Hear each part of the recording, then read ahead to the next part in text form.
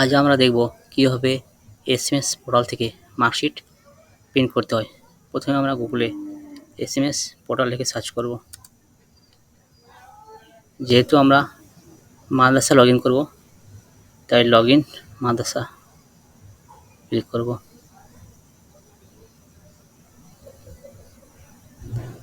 এরপর টিচার আছে, মাদ্রাসা অ্যাডমিনিস্ট্রেটর আছে। যেহেতু আমরা মার্কশিট প্রিন্ট করব, তাই আমাদের মাদ্রাসায় ক্লিক করতে হবে। এরপর DISE code, password, captcha. Password আমার সেভ করা আছে, তাই পাসওয়ার্ডটা টাইপ করছি না, ক্যাপচা দিলাম। এরপর ডাইস কোড,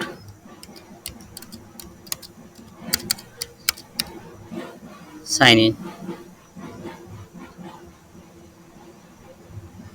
এটা ক্লোজ করব। একাডেমিক ইয়ার 2024, এখানে আছে মার্কশিট 2024 প্রিন্ট। মিডিয়াম দেওয়া আছে। ক্লাস, যে ক্লাসে প্রিন্ট করব সেই ক্লাসের সিলেক্ট করব। ক্লাস 5 দেখছি। সেকশন, যতগুলো সেকশন আছে ততগুলো সেকশন এখানে দেখাবে। এই সেকশন, সার্চ।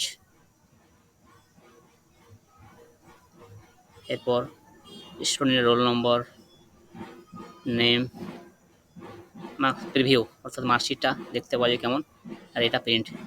প্রিভিউ ক্লিক করি। Student name, medium, class, roll, মায়ের নাম, বাবার নাম সব দেখতে পাবে। এখানে ফার্স্ট টার্ম, সেকেন্ড টার্ম তোলা আছে। থার্ড টার্মটা এখন এন্ট্রি হয়নি, তাই থার্ড টার্ম ফাঁকা আছে। এভাবে মার্কশিটের প্রিভিউ আমরা দেখতে পারি।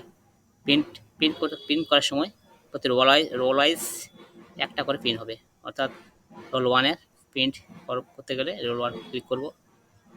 যেহেতু আমার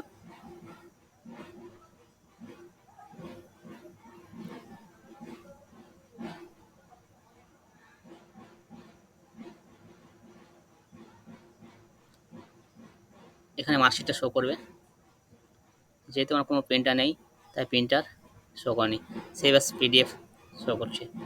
এই মার্কশিট, এখানে প্রিন্টার কানেকশন থাকলে প্রিন্টারের নাম দেখাবে।